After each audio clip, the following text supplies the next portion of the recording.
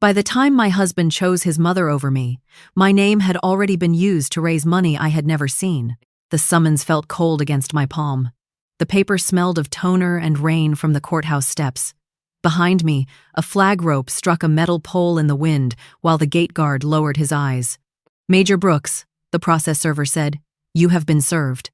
My husband's sworn statement sat beneath the complaint. Christopher Mercer, my husband of 14 years, had signed his name under a paragraph claiming I had tried to seize control of his mother's foundation. The foundation had carried my photograph for years, but that morning the accusation carried his signature, and it cut deeper than Judith's contempt ever had.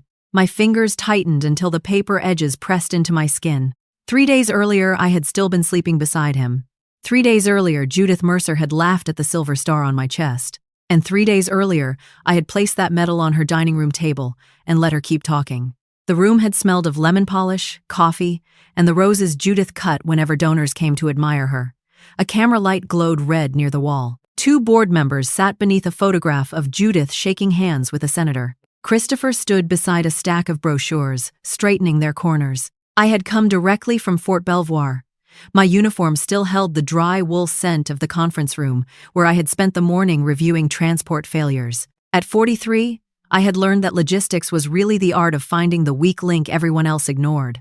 That afternoon, the weak link was my family. Judith lifted her coffee cup and looked at the ribbon rack on my chest. "Don't let the uniform fool you," Judith said. "The army just needs a black face to polish its image."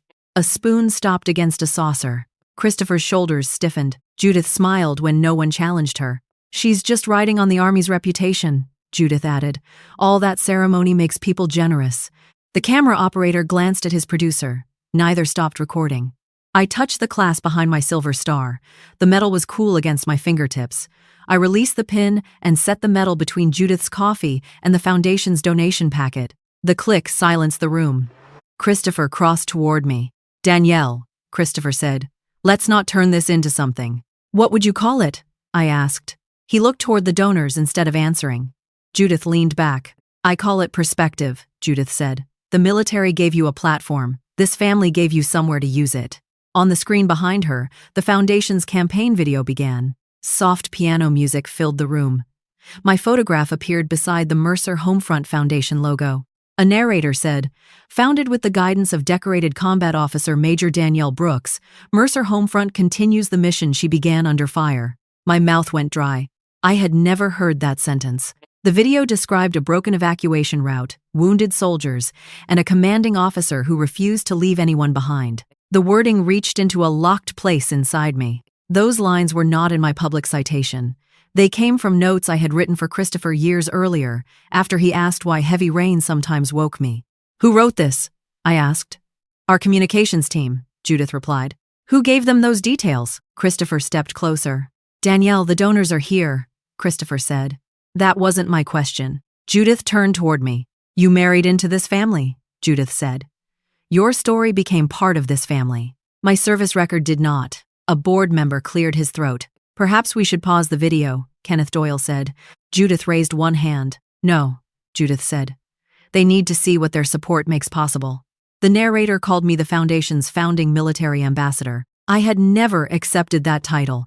My photograph dissolved into images of military spouses holding grocery cards and children opening school supplies beneath the Foundation banner. The families were real. That was what made the lie effective. Christopher touched my elbow. "Come into the hall," he said. The hall smelled of garden roses and his sharp cologne. He closed the door, though the piano music leaked through. "Did you give her my notes?" I asked. They needed accurate language. "Did you give her my notes?" "I gave Mom a summary. That video quoted my sentences." Christopher lowered his voice. "The campaign could bring in a major grant. Think about what that means for the families we help." There it was. The shield he raised whenever I got too close. "You showed me a different campaign packet," I said. "Because you object to everything involving your medal." "I object to people selling it." "No one is selling your medal." I opened the dining room door. My face remained beside a donation link. "What would you call that?" Back inside, I opened the presentation folder at my seat. The first page used a biography I had approved years earlier for one event. The next described me as a founding ambassador. At the bottom sat an electronic image of my signature. I had not signed it. Where did this signature come from? I asked. Judith sighed. It is a standard authorization, Judith said. No, it came from a photograph release for one luncheon. Heather Mercer folded her arms at the far end of the table. You're embarrassing everyone, Heather said. Her company logo appeared on the production sheet. The budget listed 3 commemorative videos. Only one existed. Before I could ask about the other 2, the front doors opened. Footsteps crossed the marble foyer. Judith brightened. Our guest of honor has arrived, she said. Colonel Raymond Hale entered, carrying a sealed envelope and a thin folder with redacted tabs. His hair had turned silver, but his posture had not changed. His gaze settled on the metal beside Judith's cup. Judith offered him her hand. Colonel Hale, we are honored, Judith said. He did not take it. You were discussing whether Major Brooks earned her medal, he said. I was discussing perception, Judith replied. Colonel Hale placed the envelope on the table. Do you know why she was awarded it? Judith glanced at the camera. I know the Army's public version. What I am authorized to read is the public version, Colonel Hale said. It is already more than you know. He described the attack that severed our evacuation route. He described the shrapnel wound along my side and my refusal to leave while soldiers remained cut off. He described the temporary route I organized through damaged vehicles and failing communications. For one breath, burned rubber and dust replaced roses and coffee. My side remembered pain before my mind did. Then he read, Major Brooks returned to the impact zone repeatedly until every recoverable casualty had been moved. Judith broke the silence. That has nothing to do with the Foundation's finances. You're right, I said. I removed 2 grant applications from my portfolio. One was the clean version Judith had sent me. The other was the version sent to the donor. I placed them beside my medal. Why are these different? Judith looked down. Her eyes moved quickly. Communications teams revised documents, she said. The version sent to me was created 3 days after the donor received theirs. Christopher turned toward me. Judith looked past my shoulder. Who told you that? A chair scraped against the floor. Nicole Grant stood with an open laptop. I did, Nicole said. Judith's face changed just enough. Nicole turned the screen toward the board. The packet Major Brooks reviewed was created afterward to hide the donor version, Nicole said. You are an accountant, not an investigator, Judith snapped.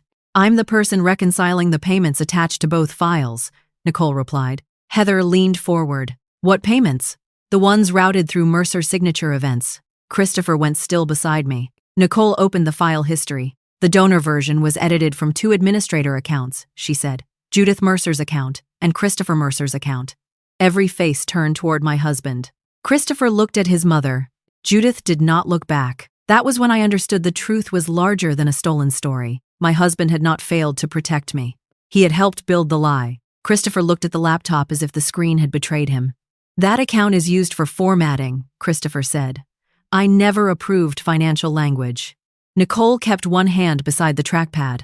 Your account inserted Major Brooks's signature and removed the disclosure naming Mercer Signature Events as a related company. Heather pushed back from the table. That is not what happened. Then explain what happened, I said. Heather's mouth opened, but Judith answered first. This meeting is over, Judith said. Everyone needs time to calm down before Danielle turns a family misunderstanding into a military spectacle. Colonel Hale closed the folder. Nothing I read was a spectacle, he said. It was a public citation. The rest of this matter belongs to your board. Judith smiled. Exactly. And this board will handle it privately. Kenneth Doyle glanced at the donors. We should adjourn until council reviews the documents. Judith reached for the gavel she kept beside her chair. Agreed, she said. Not yet, Nicole said. Judith's fingers stopped above the polished wood. Nicole turned the laptop so everyone could see a timeline of file changes. Entries ran down the screen beside dates and account names. The packet sent to Major Brooks was created after the donor submission, Nicole said. It was not an earlier draft. It was a separate document designed to conceal the related party disclosure and the expanded use of her identity. Judith's voice sharpened. You are making an accusation beyond your authority. I am describing the file history. You were hired to reconcile accounts. That is how I found it. A donor named Evelyn Price lifted the packet in front of her. Which version did my office receive? The one naming Major Brooks as a founding ambassador, Nicole said. Evelyn looked at me. Did you authorize that? No. Did you authorize the signature? No. Christopher rubbed his forehead. This is getting distorted. Danielle gave the foundation permission to use her image years ago. For one luncheon, I said. One photograph. One date. Judith waved toward the screen behind her, where my face remained frozen beside the donation link. You benefited from the exposure, Judith said. Exposure to what? I asked. A title I never accepted? A story I never released? A signature I never gave? Christopher lowered his voice. Danielle, please. That word had carried our marriage. Please meant stop asking. Please meant protect my mother. Please meant take the wound home where no one else could see it. I did not move. Nicole clicked another file. A disclosure form appeared. The line asking whether any board member had a financial relationship with a vendor had been marked no. Below it sat Christopher's electronic approval. Heather stared at her brother. You said that form was only internal. Christopher turned toward her. It was. It went to the donor, Nicole said. Heather's face lost color. Judith struck the gavel once. The hard crack made the camera operator flinch. This meeting is adjourned, Judith said.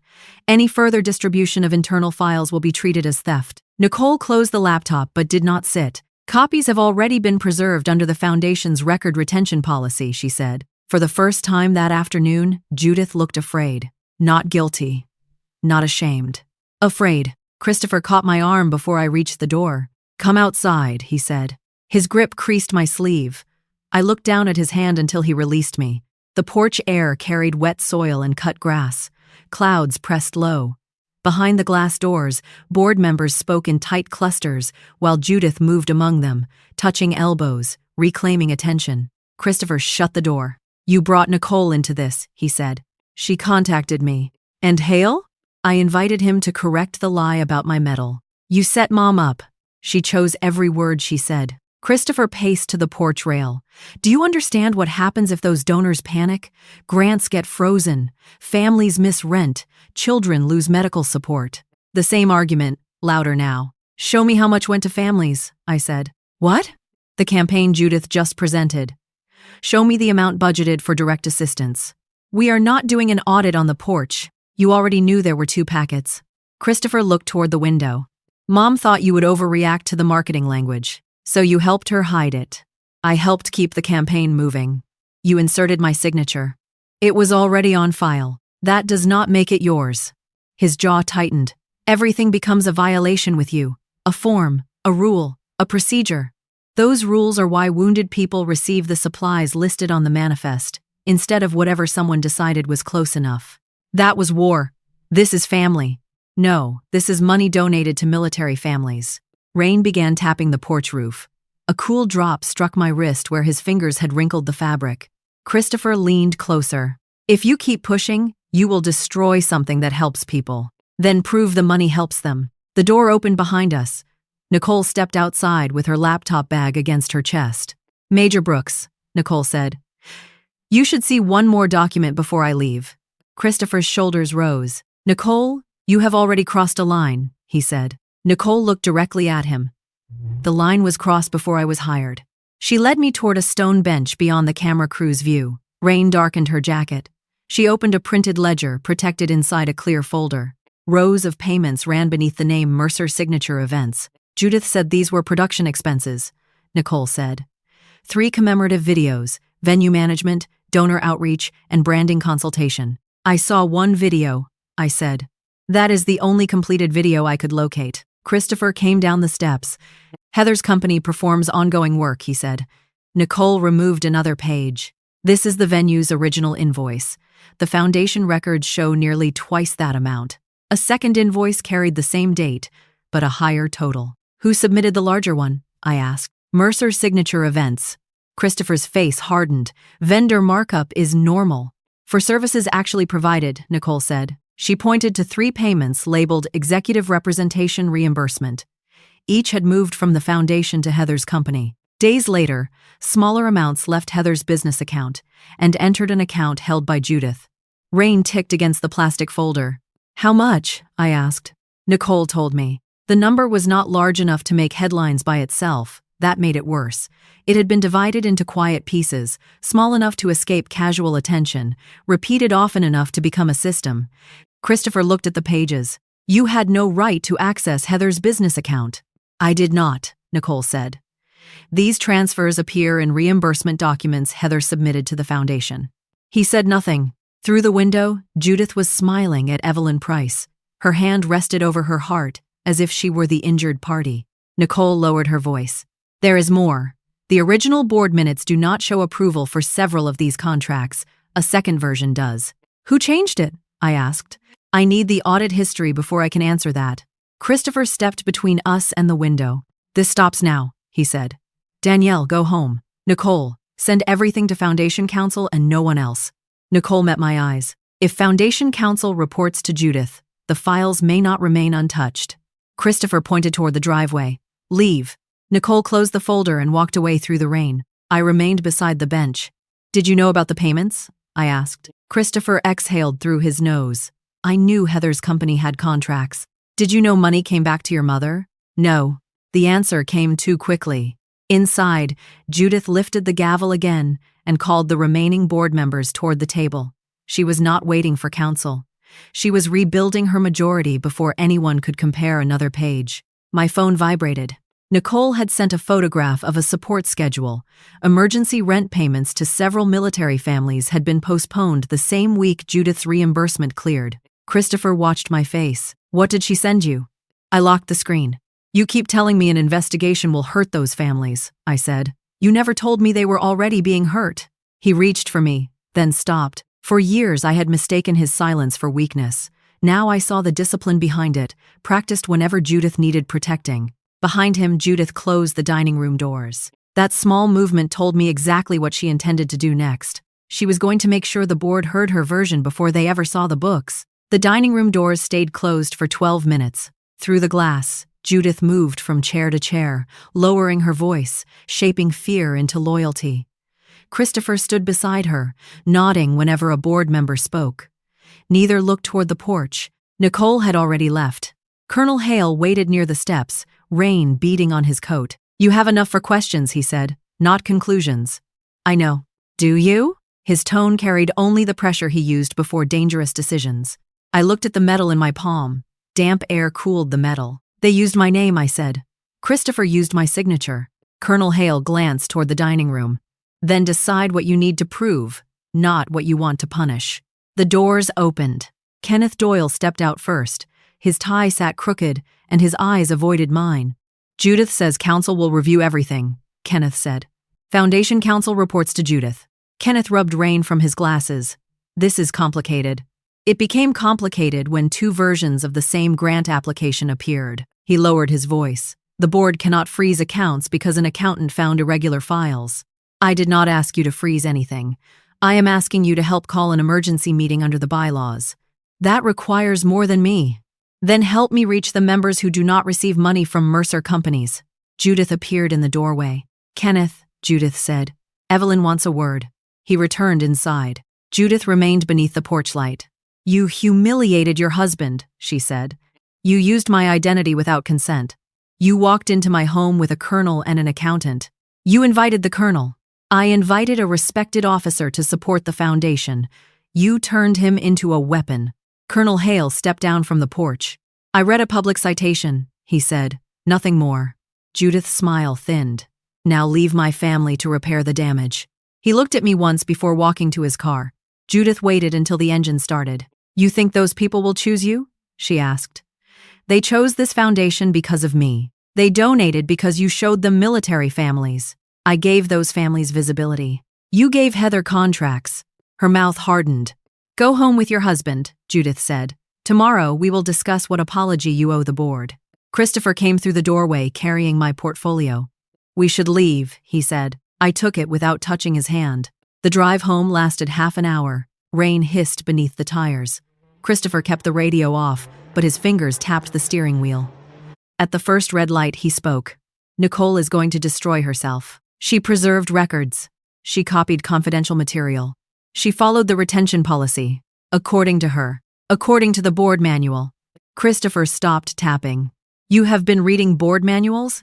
Since Nicole contacted me. How long ago? 2 weeks. He accelerated when the light changed. You planned today. I prepared for it. You let my mother walk into an ambush. Your mother brought the video. Your mother insulted me. Your account inserted my signature. You do not know what I inserted.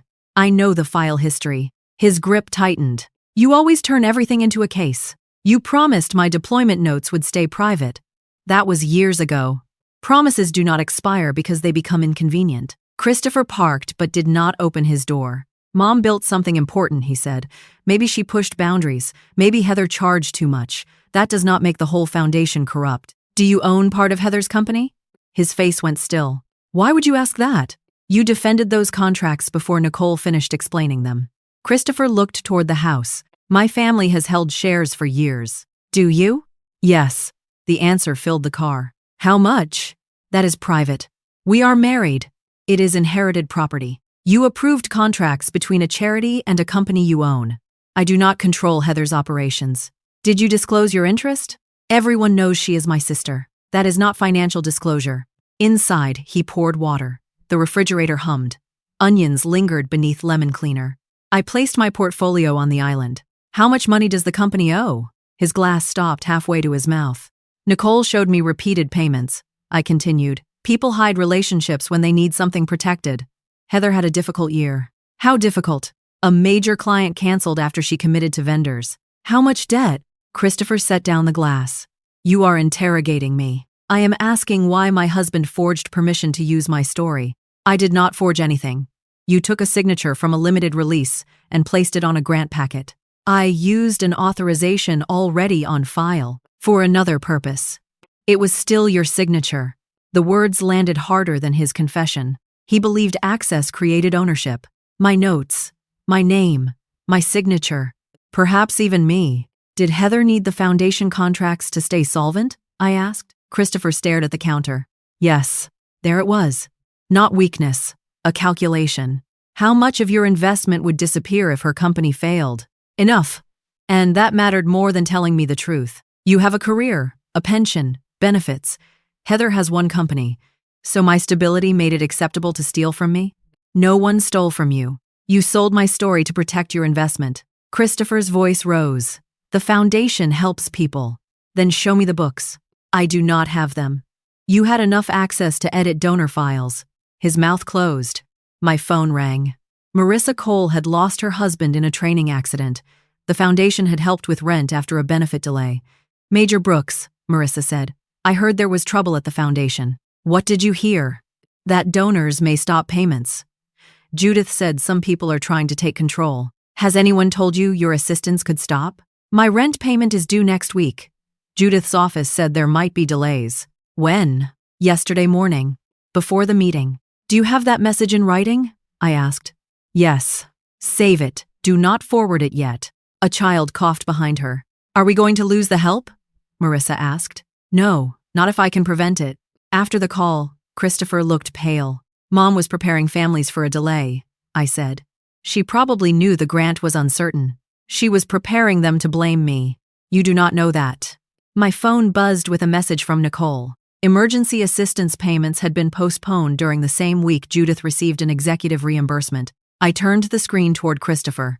Tell me again who the foundation helps first. He did not answer. That night, I found the original image release. It authorized one photograph for one luncheon, nothing more. Behind it sat an email Christopher had sent after the event. We will never use your mission details, I promise. I printed both pages. By morning, 3 board members met me at a law office. Nicole joined by video. The foundation bylaws lay open on the conference table. Kenneth read the provision twice. A special meeting can be requested by enough directors, he said. But Judith will know when notice goes out. She only needs 2 days to move more money, Nicole said. The lawyer shook her head. No one here can change bank signatories alone. You need a valid board resolution passed by a majority. What can it do? I asked. Restrict large disbursements, require 2 unrelated signers, suspend related party contracts, and preserve records. The bank acts only after receiving certified documentation. One director, Susan Bell, folded her hands. I need proof beyond suspicious invoices. Nicole shared the audit history showing the clean packet had been created after the donor version. Susan's eyes narrowed. Kenneth signed the request. Susan hesitated, then added her name. We still needed one more director. At dusk, Kenneth called. Robert Lane will support the resolution, he said. But Judith invited him to dinner tomorrow. When? An hour before the emergency meeting. Across the room, Christopher's office door stood closed. Light showed beneath it. My phone rang again. Nicole's voice came fast. Someone is deleting the vendor folder. Which account? Judith's administrator account. Can you see where? There is an IP address. I recognize it from a support ticket months ago. Christopher used it when he logged in from home. I stared at the light beneath his door. I cannot prove who is at the keyboard, Nicole said. You do not have to. A click came from the office. Then another. I crossed the hallway and placed my hand on the doorknob. I turned the knob. Christopher sat behind the desk with the foundation portal open on his monitor. A progress bar crawled across the screen beneath the words deleting selected files. His right hand still rested on the mouse. For 1 second, neither of us moved. Then Christopher closed the window. What are you doing? I asked. Fixing a permissions problem. Nicole is watching the vendor folder disappear. His chair scraped the floor as he stood. She has no business watching anything. Open the folder. This is my computer. The account belongs to the foundation. You do not get to enter my office and issue orders. The room smelled of hot electronics and the cedar oil he used on the desk. Rain tapped the window behind him. A low fan hummed inside the computer tower. My phone remained against my ear. Nicole, I said, is the deletion still running? It stopped, Nicole replied. The audit log captured the session. Christopher looked at the phone. You have her listening inside our house? She called while files were being erased from our house. That proves nothing. It proves enough to preserve the rest. I stepped closer to the monitor. Open the folder. Christopher moved between me and the desk. No. The word was quiet. That frightened me more than shouting would have. His shoulders were square. His face had settled into the same expression he wore whenever Judith asked him to make a problem disappear. Who told you to delete it? I asked. No one told me anything. Then why use your mother's administrator account? She called because she thought private family information had been mixed into vendor records. The folder was labeled contracts. I did not read every file. You knew enough to delete the whole directory. Christopher rubbed both hands over his face. Danielle, stop treating me like a criminal. Stop giving me evidence. His eyes hardened. Nicole is feeding you fragments because she wants leverage. Leverage for what? A settlement, protection, maybe a job somewhere else. She offered to step back. Of course she did. It makes her look noble. I watched him search for another explanation. Each one arrived faster than the truth. Did you sign the disclosure saying no board member had a financial interest in Heather's company? Christopher glanced at the screen. That form was prepared by counsel. Did you sign it? I approved a packet. With a false statement. Everyone knew Heather was my sister. That is not the same as disclosing ownership. His mouth tightened. Nicole spoke through the phone. The backup completed before the deletion began. I can restore the folder. Christopher took 1 step toward me. Tell her not to. Why?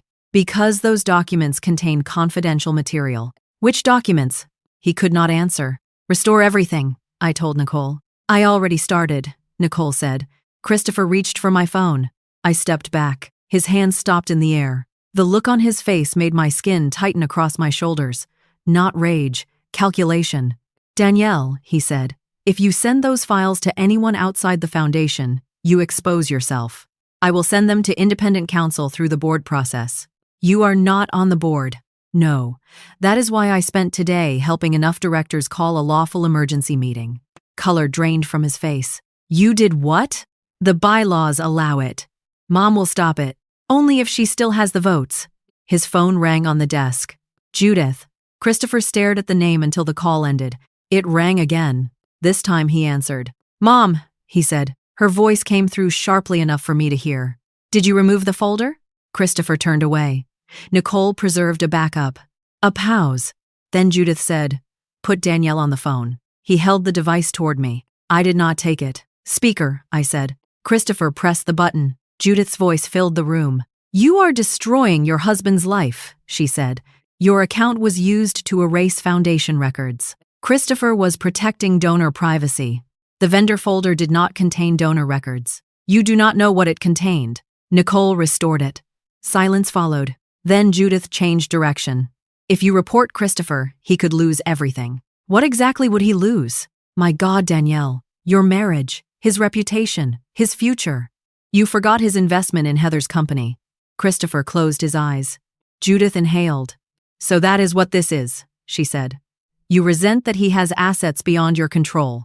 I resent that he used my signature to hide them. You have no idea how business works.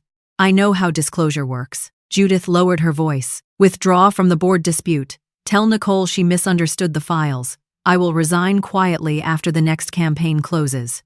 Will you return the money? No money was stolen. Will Heather return the inflated payments? Vendor prices are not theft. Will Christopher admit he copied my signature? You are making your husband choose between his wife and his family. He already chose. Christopher ended the call. The room became painfully quiet. For a moment, he looked older than 47. Why did you say that? He asked. Because it is true. You think 14 years disappear because I protected my sister's company? No, they disappear because you protected it with my name. He walked to the window. I never meant for this to reach you. That is not a defense. I thought Mom would manage the foundation. Heather would recover. You would keep doing what you do. And what is that? Serving, working, moving forward. Without noticing who was living off me, Christopher flinched. The phrase belonged to Judith, but now it stood between us, stripped of disguise. My husband had used the Army's reputation too. Not for applause, for cover. Nicole called again 20 minutes later. The restored folder was ready. I opened the files at the kitchen table while Christopher remained in his office. Contracts, duplicate invoices, budget comparisons, emails asking Heather to split payments into smaller amounts. One message from Judith read, "Keep each invoice below the review threshold." Another instructed Heather to classify Judith's travel and clothing as donor representation. Then I found the disclosure form. Christopher's approval sat beneath a statement declaring that no director, officer, or immediate family member held a financial interest in the vendor. His investment records were attached elsewhere in the same folder. He had not overlooked the truth. He had signed against it. At dawn, I packed one suitcase. Uniforms went into a garment bag. Personal records filled a locking case. The metal rested inside its velvet box. Christopher stood in the bedroom doorway. You are leaving? Yes. For how long? I do not know. If you walk out now, this becomes something we cannot fix. I zipped the suitcase. You deleted evidence in the room beside me. I panicked. You signed a false disclosure before you panicked. He moved closer. We can handle this privately. That is what you said about my notes, my signature, the grant packet. Every private solution protected your family and cost me something. Do not do this. I am not doing this to you. I carried the suitcase past him. At the front door, Christopher spoke again. If you give Nicole's files to a lawyer, our marriage is over. I turned. Our marriage ended when you decided truth was more dangerous than theft. Outside, the rain had stopped. The air smelled washed clean, but mud pulled at my shoes as I loaded the car. I reached temporary lodging after midnight. The room held a narrow bed, a small table, and the stale scent of closed windows. I set the metal box beside the lamp. My phone vibrated. An email from Judith's attorney filled the screen. Notice of intended legal action and demand to preserve records. No court number, no summons, not yet. Attached was a draft complaint accusing me of stealing foundation files, interfering with donors, and using military influence to seize control. The final attachment carried Christopher's signature. His statement said I had spent months plotting to take the foundation from his mother. I read it twice. Then a third time. Christopher had not only chosen Judith, he had begun rewriting me. The paper trembled, then steadied. Outside, an air conditioner rattled against brick. Somewhere down the hall, a door closed. Unaware that my husband had placed my character inside a legal threat, I forwarded the attachments to counsel and copied Nicole. Then I opened the velvet box. The silver star caught the lamplight. Judith had tried to shame me into removing it. Christopher had tried to bury the records behind it. Neither understood that I had stopped protecting them. 3 days later, a civilian process server waited outside the public entrance near the legal office. The morning smelled of wet pavement and diesel from idling buses. My boots struck the concrete with a steady rhythm until I saw the man holding a thick envelope. Major Brooks? He asked. Yes. My name is Alan Pierce. I have documents for you. Alan checked my identification, handed me the packet, and asked me to sign for receipt. The paper felt heavier than it should have. A docket number appeared in the upper corner. Judith had filed the lawsuit. Christopher's sworn statement sat beneath the complaint, unchanged from the draft. He accused me of planning for months to seize control of Mercer Homefront Foundation. He claimed I had pressured Nicole into removing confidential records and used Colonel Hale's rank to frighten donors. The complaint never mentioned the second grant packet. It never mentioned my copied signature. It never mentioned Heather's company. Judith had built her case by cutting away every fact that made her look guilty. The process server left after wishing me a good day. My legal assistance officer, Captain Laura Bennett, studied my face. "Do you have private counsel?" Laura asked. "Yes." "Call her now. Do not contact Judith. Do not post anything. Do not send the complaint to the board without advice." "I understand." Laura touched the edge of the packet. "This is a civil filing. It is not a judgment." "I know." Knowing the difference did not stop my husband's signature from burning through every page. I called my attorney, Michelle Carter, from a conference room with bare walls and a humming fluorescent light. "Read me the causes of action," Michelle said. I did. Defamation, interference with business relationships, misappropriation of confidential records, civil conspiracy. Michelle remained silent for several seconds. "She included Christopher's affidavit?" Michelle asked. "Yes." "And she claims every disputed contract was approved by the board?" "Yes." "That statement may become useful." "How?" "If she continues, she will have to defend the facts she chose to put before a court. We are not at discovery yet, Danielle. First, we respond. We may challenge parts of the complaint. But from this moment forward, every relevant record must be preserved. Judith already tried to delete records, which makes preservation more important. Send me the audit log, the demand letter, both grant packets, and the original image release." "What about the donors?" "No public accusations. A narrow factual notice through counsel is safer." Judith wanted silence, but not the kind I had given her for years. She wanted isolation. She wanted me alone with her version of the truth. By noon, Nicole called. Her voice sounded smaller than usual. "I received a cease and desist letter," Nicole said. "They are threatening to sue me personally."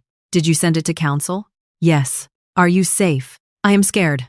"You can step back." Nicole breathed out slowly. "If I step back, Judith will say everything came from you." "That is not your burden." "It became my burden when I found rent assistance delayed so Judith could reimburse herself." A keyboard clicked near her. "One family received an eviction warning," Nicole continued. "The payment was already approved. Judith's office held it for 12 days. My stomach tightened. "Why?" "The operating account was short after the gala expenses cleared." "Document it. Do not contact the family directly. Send it to Michelle and the independent board attorney." "I will." Before ending the call, Nicole added, "There was another transfer this morning." "Where?" "From the foundation's operating account into a new legal reserve." "How much?" She told me. The amount matched the first retainer listed in Judith's demand letter. "Who authorized it?" "Judith and Christopher." My chair creaked as I leaned back. Money donated for military families was paying lawyers to silence the woman whose story raised it. That was not a blurred boundary. It was a choice with 2 signatures. Michelle arranged an afternoon meeting with the independent board attorney and the directors supporting an emergency resolution. Rain streaked the office windows while Nicole joined by video. Kenneth placed the complaint on the table. "Judith says the lawsuit proves Danielle is the threat," he said. "A lawsuit proves someone paid a filing fee," Michelle replied. Susan Bell reviewed the transfer record. "Can we reverse this?" Susan asked. "Not by calling the bank individually," the board attorney said. "The board must act through a valid resolution. You already have enough directors to convene tomorrow. Until then, preserve evidence and notify the bank that a governance dispute exists without asking it to change signatories." "Will the bank freeze everything?" Kenneth asked. "Not automatically. And we do not want emergency assistance frozen. The resolution must be precise." The attorney read the proposed language aloud. Large disbursements would require 2 unrelated authorized signers. Related party contracts would pause. Records would be preserved. Previously approved family assistance would continue. Judith could still fight the vote. She could not stop the meeting if notice requirements were satisfied. My phone lit with a message from Christopher. "You are forcing Mom to use foundation money to defend herself." I turned the screen toward Michelle. "Do not answer," Michelle said. A second message appeared. "If families lose support, that is on you." Nicole looked down at her records. "They were already losing support," she said. The room fell quiet. A microsecond later, another email arrived from the foundation's general mailbox. Judith had sent donors a statement accusing an unnamed military officer of attempting a hostile takeover. No name appeared. My photograph sat beneath the statement. Susan's face hardened. "She is using Danielle's image while accusing her," Susan said. Kenneth closed his eyes. The board attorney saved the email. "Preserve this too."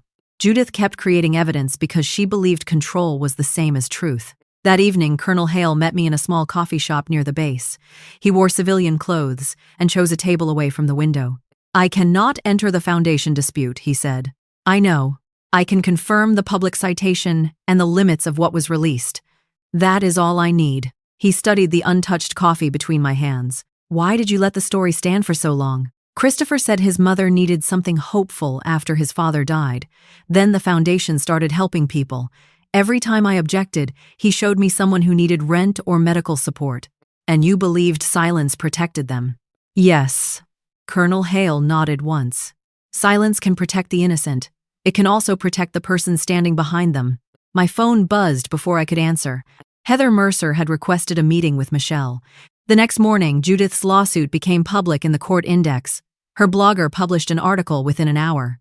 The headline called me a decorated officer trying to steal a charity from an elderly widow. By lunchtime, 2 donors asked the board to explain. Judith had wanted pressure. She got scrutiny. Nicole found the transfer into the legal reserve listed as program protection. Heather's company had also submitted a new invoice the night before the emergency meeting, large enough to drain most of the remaining operating cash.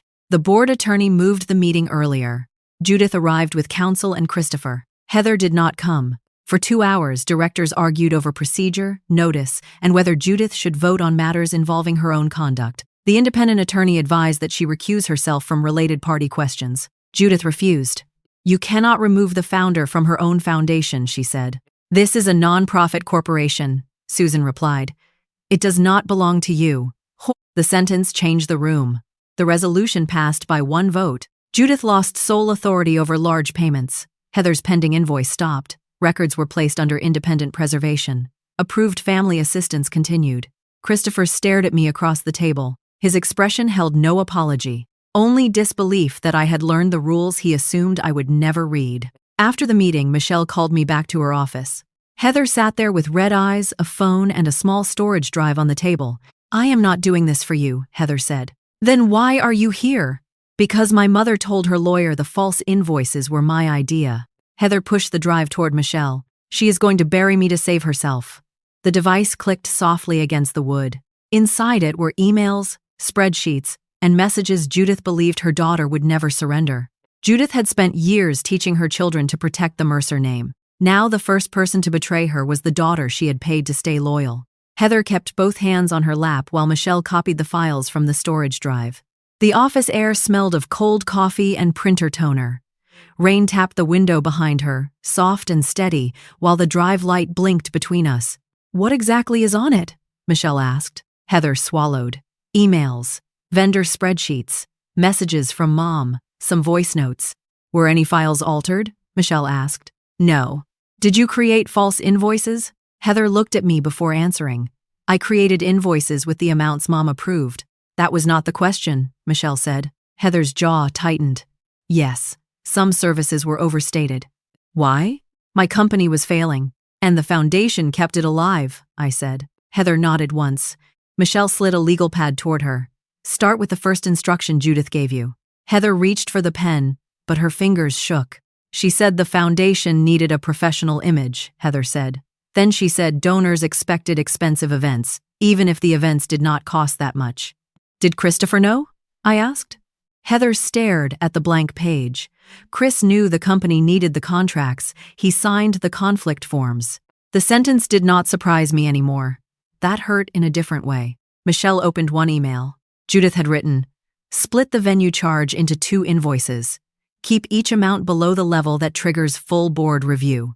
Another message told Heather to label Judith's clothing, travel, and hotel expenses as donor representation. Then Michelle opened a voice note. Judith's voice filled the room. "Danielle will never check the numbers. She is too busy playing hero, and Christopher knows how to keep her calm." Heather closed her eyes. My hands stayed flat on the table. Michelle stopped the recording. "Was Judith referring to Major Brooks?" she asked. "Yes," Heather said. "Did Christopher hear this?" "He was in the room." Something inside me went quiet. Not broken. Finished.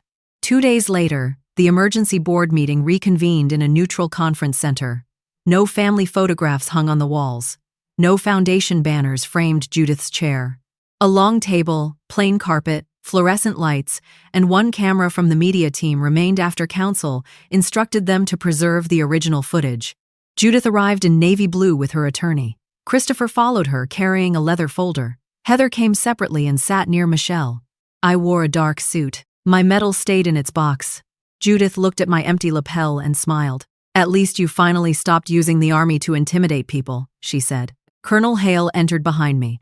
I am here only to authenticate the citation and the released record, he said. Judith's smile disappeared. The independent board attorney called the meeting to order. Nicole sat beside a monitor with the accounting records. Kenneth and Susan faced Judith across the table. The attorney spoke clearly. This meeting concerns related party transactions, altered board records, unauthorized use of Major Brooks's identity, and possible misuse of charitable funds. Judith leaned toward her microphone. This meeting concerns a hostile takeover by my daughter-in-law. No, Susan said. It concerns money. Judith turned toward her. You would not have a seat here without me. Susan did not blink. This foundation is not your property. Nicole began with the 2 grant packets. She displayed the donor version beside the version created for me. Dates appeared beneath each file. The donor packet came first, Nicole said. The clean packet shown to Major Brooks was created 3 days later. Judith's attorney objected to the word clean. Nicole corrected herself. The packet omitting the related party disclosure and expanded identity use. Next came the metadata. Christopher's account had inserted my signature. Judith's account had approved the donor version. A copied image from my limited luncheon release had been placed into a new authorization page. Christopher opened his folder. I handled formatting, he said. I did not make legal decisions. Nicole displayed the edit history.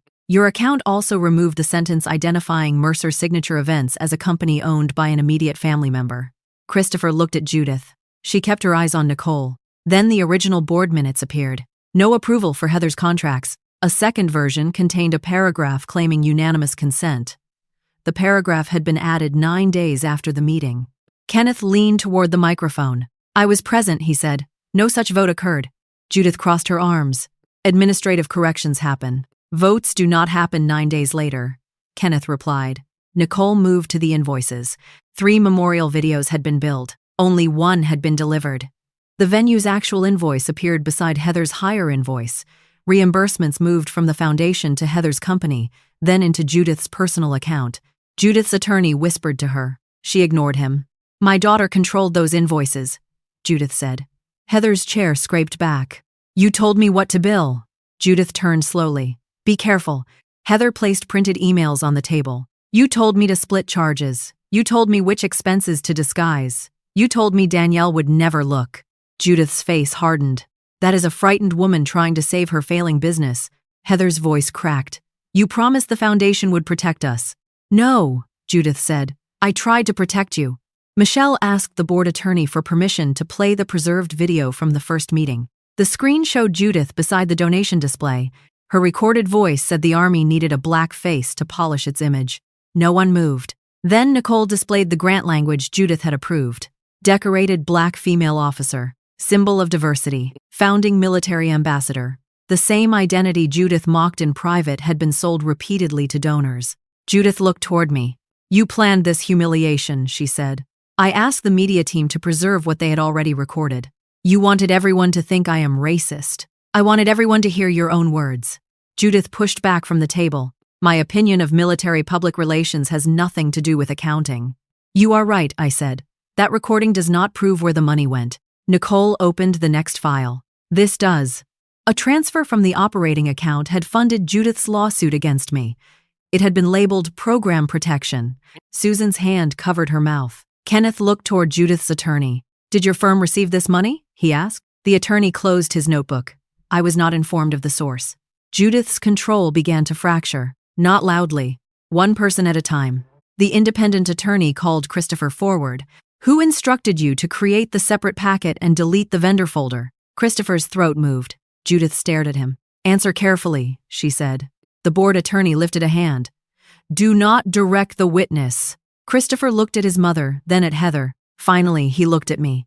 Mom asked me to create the packet, he said, but I agreed because I had money invested in Heather's company. Judith stood. You ungrateful coward. Christopher flinched. You told counsel the invoices were Heather's idea, he said. You were going to leave both of us with it. I built everything you have. And used Danielle's name to pay for it, Heather said. The room went silent. The board moved into the vote. Judith was removed as chair. Her access to accounts and records was suspended. Heather's contracts were terminated. An independent forensic audit was authorized. The preserved files would be referred to the state charity regulator and appropriate tax authorities. Approved family assistance would continue through the controls passed in the earlier emergency resolution. Each vote landed without drama. Yes, yes, yes. People who once laughed at Judith's jokes now raised their hands against her. When the final count was read, Judith remained standing. "This foundation will collapse without me," she said. "No," Susan replied. "It may finally learn to stand without you." Outside the conference room, Judith caught my arm. "If you let this investigation continue, the bank will freeze everything," she said. "Families will lose rent, medical care, food." I removed her hand. "The board resolution was delivered to the bank yesterday," I said. "Approved assistance is protected. Large transfers require 2 unrelated signers. You cannot touch those funds." Her face emptied. "You went around me." "We went through the board." Judith's voice dropped. "After everything this family gave you?" I thought of my copied signature, delayed rent checks, and Christopher's sworn statement. "Those families never needed you," I said. "You needed them." Behind us, Christopher stepped into the hall. Judith turned toward him, searching for obedience that was no longer there. For the first time since I had married into the Mercer family, no one moved to protect her, and she finally knew it.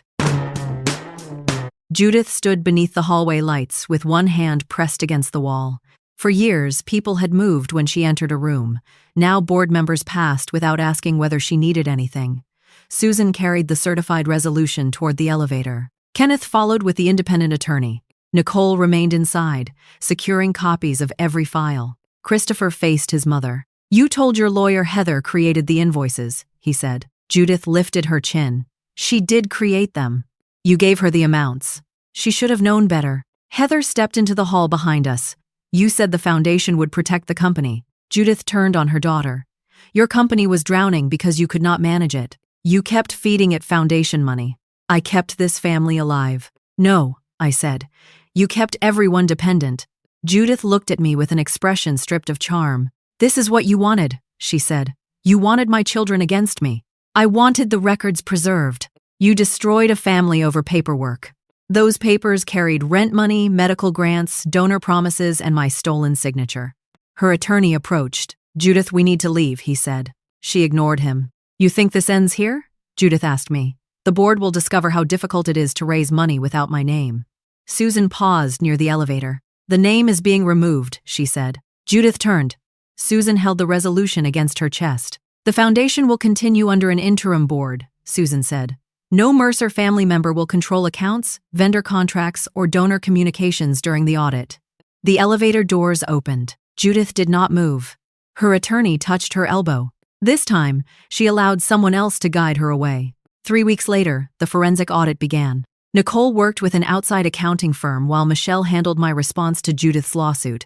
The complaint did not disappear overnight. Michelle filed our answer, challenged the unsupported claims, and preserved the right to bring counterclaims based on the unauthorized use of my identity and signature. Judith's attempt to silence me forced her side to preserve the same records she had tried to erase.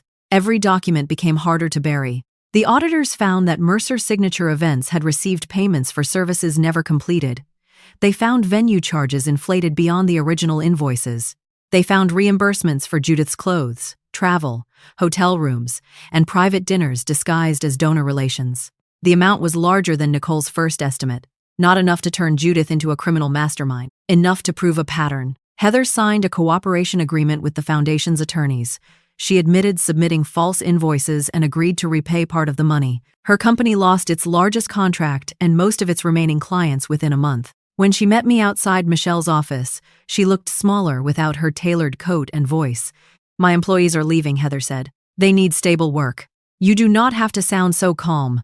I am not responsible for making this easier." Heather stared at the sidewalk. "Mom taught us that protecting the family came before everything."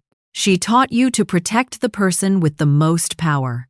Heather's eyes filled, but she did not ask for forgiveness. "What happens to Christopher?" she asked. "That depends on what he admits." Christopher admitted enough to protect himself from the worst consequences. He confirmed that Judith directed him to create the second packet. He acknowledged copying my signature from the luncheon release. He admitted deleting the vendor folder and signing a false disclosure because his investment in Heather's company would have become worthless without foundation contracts. The audit required him to return the financial benefit he had received. The board removed him from every position connected to the foundation. His investment disappeared when Heather's company collapsed. None of that restored our marriage. We met at the house with our attorneys to discuss separation terms. The kitchen looked unchanged. My coffee mug still sat in the cabinet. A photograph from our 10th anniversary remained on the wall. Christopher stood beneath it. "I told the auditors everything," he said. "You told them what the records could prove. I could have fought. You filed a sworn statement against me. I was scared. You were scared of losing money. I was scared of losing my family." I looked around the kitchen. "You mean the family that required you to betray your wife?" His face tightened. "Mom controlled everything after Dad died. You were 40 years old when your father died. That does not mean it was easy. No, it means it was your responsibility to choose differently." Christopher rubbed his wedding band. "I never believed she would use foundation money for the lawsuit. You helped authorize the transfer. She said it was temporary. You believed every explanation that protected you." He stepped closer. "Can we try counseling? We needed counseling when you gave my private notes to your mother. We needed honesty before you copied my signature. We needed a marriage before you deleted evidence in the next room. I still love you. Love without loyalty is only a feeling." His hand fell away from the ring. I left the house with my personal records, my uniforms, and the velvet metal box. The divorce filing went forward. Judith withdrew her lawsuit after the court rejected several claims, and her attorneys warned that continued litigation would expose more financial records. Withdrawal did not erase the audit. The state charity regulator opened a formal review. Tax authorities requested supporting documents. The foundation sued to recover misspent funds.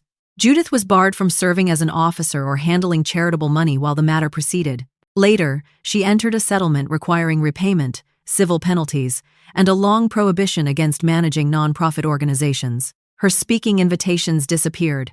Veterans groups removed her from event programs. The photograph of Judith beside the senator vanished from the foundation website. So did the Mercer name. The board renamed the organization Homefront Family Relief and placed direct assistance under independent oversight. Approved rent and medical payments continued without interruption. Donors received a plain accounting of what had happened and where their money would go next. Some donors left. Others returned because the books were open. Susan asked me to become chair. I declined. "I did not do this for Judith's seat," I told her. "What role would you accept?" Susan asked. "None with control over the money." I agreed only to review future uses of my name and public citation. The foundation could describe my service accurately, but no one could call me a founder, ambassador, or symbol without written permission. The first corrected campaign contained no dramatic music. It showed grocery cards, rent checks, medical equipment, and the names of independent board members responsible for every program. That was enough. Judith requested one final meeting. Michelle advised me that I did not owe her one. I went because I wanted to hear what remained when power no longer spoke for her. Her house felt hollow. The roses were gone. Pale rectangles marked the walls where framed photographs had been removed for evidence review. Judith sat alone at the dining table. My medal had rested there months earlier. Now only a folder lay between us. "The settlement may force me to sell this house," she said. "You used charitable money for personal expenses.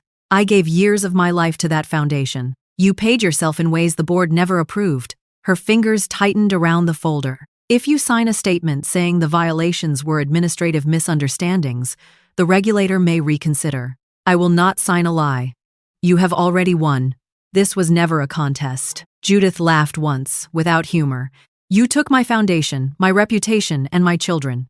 Your children gave evidence because you tried to leave them with the blame. They were weak. They learned that from watching you call fear loyalty." Her eyes moved to the empty place on my jacket. "You are not wearing it. I do not wear my medal to private meetings. Then why did you make such a performance of removing it?" "I did not remove it for you. I removed it because I would not let your words touch what it meant." Judith looked toward the window. "I could have made you part of this family. You tried to make me useful to it." For the first time, she had no answer. I stood. "Danielle," Judith said. Her voice had lost its command. "Do you feel nothing for me? I looked at the woman who had mocked my service, sold my story, delayed help to struggling families, and taught her son that my trust was another family asset. I feel relieved that you cannot do it again. I left her in the room where she had once controlled every chair. Months later, Colonel Hale joined me at a leadership seminar for young officers. Before the session, he handed me the velvet box. "You ready?" he asked. I opened it. The silver star caught the morning light. A dent remained on the back, left by the night that had nearly taken everything from me. My fingers traced the damaged edge. For years I had hidden the metal because other people wanted to turn it into proof of whatever story served them. Judith called it marketing. Christopher called it opportunity. The Army citation called it gallantry. I remembered it as weight against my chest while I counted vehicles, searched for missing names, and refused to leave people behind. I pinned it to my uniform. A young captain waiting by the classroom door looked at it, then at me. "Ma'am," she said, "do you ever regret staying quiet for so long?" "Yes," I said. She waited. I mistook silence for loyalty.